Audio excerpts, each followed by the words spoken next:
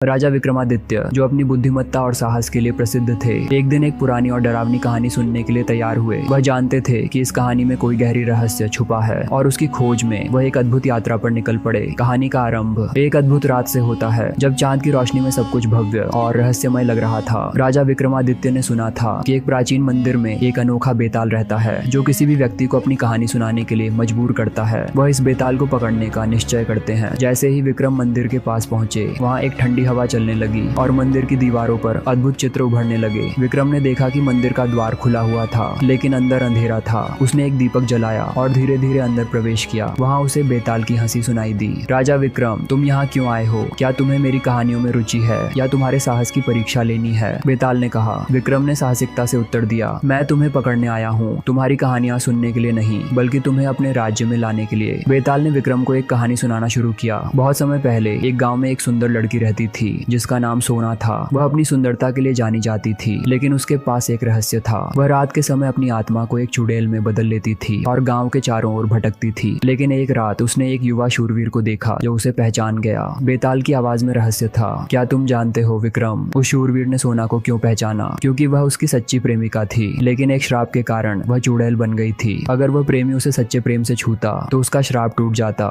विक्रम का मन विचारों में डूब गया और फिर उसने पूछा, फिर? बेताल ने कहा, वह प्रेमी सोना को बचाने के लिए अपनी जान जोखिम में डालता है, लेकिन चुड़ैल के रहस्यमय जादू ने सब कुछ उलट पुलट कर दिया। जैसे ही विक्रम बेताल की कहानी सुन रहा था, उसे महसूस हुआ कि वह खुद एक भयानक स्थिति में है। क्या उसके राज्य में भी ऐसा कुछ हो रहा है? क्या उसे भी किसी चुड़ैल का सामना करना पड़ेगा? अचानक मंदिर में ठंडी हवा तेज हो गई और अंधेरा गहरा हो गया। विक्रम को एक अद्भुत एहसास हुआ कि वह अकेले नहीं है। बेताल ने फिर कहा, क्या तुम तैयार हो विक्रम? तुम्हें सच का सामना करना होगा। तुम्हें सोना और उसके प्रेमी के बीच के संबंधों को सुलझाना होगा। राजा विक्रम ने गांव के चारों ओर यात्रा की, सभी से उस प्रेमी के बारे में पूछा। अंततः उसने एक बूढ़े व्यक्ति से सुना कि वह प्रेमी एक दूरस्थ जंगल में रहता है। विक्रम ने बिना देरी किए उस जंगल की ओर प्रस्थान किया। जंगल में विक्रम को भयानक जीवों और रहस्यमय छायाओं का सामना करना पड़ा। वह अपने साहस से उन सभी का सामना करता रहा, लेकिन उसे समझ आ गया था कि वह केवल शारीरिक ताकत से नहीं, बल्कि अपने दिल के साहस से ही आगे बढ़ सकता है। अंत में विक्रम को एक झील के किनारे एक युवक मिला। युवक ने विक्रम को देखा और पूछा, तुम कौन हो और यहाँ क्या कर रहे हो? विक्रम ने उसे सोना की कहानी बताई। युवक की आंखों में आंसू आ गए। मैं उसे प्यार करता था, लेकिन मैं जानता था कि उसे बचाना मेरे बस की बात नहीं थी। मेरा दिल तोड़ दिया गया था, लेकिन क्या तुम सच में उसे बचाने आए हो? विक्रम ने कहा, हाँ, मैं तुम्हें लेकर वापस चलूंगा। तुम्हारा सच्चा प्रेम ही उसे बचा सकता है। विक्रम और युवक ने मिलकर झील की ओर प्रस्थान किया। जैसे ही उन्होंने सोना का नाम लिया, वह वहाँ प्रकट हुई। युवक ने उसे सच्चे प्रेम से छूने का साहस किया। एक चमक की लहर दौड़ी और सोना एक बार फिर से मानव रूप में वापस आ गई। सभी ने खुशी मनाई। बेताल ने उस दृश्य को देखा और हंसते हुए कहा, तुमने सच में कर दिखाया विक्रम, अब तुम मुझे पकड़ सकते हो। जब विक्रम ने बेताल को पकड़ लिया, बेताल ने एक राज खोला। तुम्हारे साहस और सच्चे प्रेम ने मुझे यहाँ लाने पर मजबूर किया, लेकिन अब मैं तुम्हें एक रहस्य बताने वाला हूँ। यह कहानी सिर्फ तुम्हारी नहीं थी, बल्कि तुम्हारी भी हो सकती है। तुम्हें अपने राज्य में सच्चे प्रेम को फैलाना होगा। जैसे ही विक्रम ने बेताल को पकड़ लिया, वहाँ एक प्रकाश की लहर दौड़ी और सब कुछ बदल गया। विक्रम ने देखा कि वह अब अपने राज्य में वापस आ गया था, जहाँ सब कुछ सामान्य था। राजा विक्रमादित्य ने सीखा कि सच्चे प्रेम और साहस का मिलन किसी भी श्राप को तोड़ सकता है। वह जानता था कि बेताल की कहानियां केवल कहानियां नहीं थीं, बल्कि जीवन के कई रहस्यों का प्रतीक थीं, और इसलिए वह अपने राज्य में एक नई कहानी शुरू करने के लिए तैयार था, जहां सच्चा प्रेम हर बाधा को पार कर सकता था। तो दोस्तों, ये थी विक्रम और बेताल की पहली रहस्यमयी कहानी। अगर आपको यह कहानी पसंद आई हो तो हमारे चैनल को सब्सक्राइब करें और इस वीडियो को लाइक करना न भूलें। अगली बार हम और भी रहस्यमयी कहानियां लेकर आएंगे जो आपको रोमांचित कर देंगी। विक्रम और बेताल की दूसरी कहानी जल्दी आ रही है।